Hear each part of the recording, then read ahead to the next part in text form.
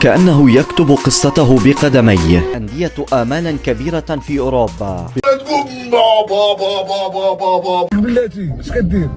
انا ولد التير، انا هادشي ديال التير معلم لي العشران. يا زلمه بالله عليك، مين انت؟ مين ميسي؟ مين انت؟ حريف الزروقيه ديال البحر ماشي كيزروقيه ديال السماء، والباب الروم الله اعلم دايرين الصف على المرسى. بطلت التعليق. بس محمد الله يعاون. المغرب في كوكب والبقيه في كوكب. البلجيكي ذو الأصول المغربية ريان بونيدا خطف اهتمام ريال مدريد وبرشلونة، وبدأ يتحول إلى عنوان مبكر لميركاتو الصيف.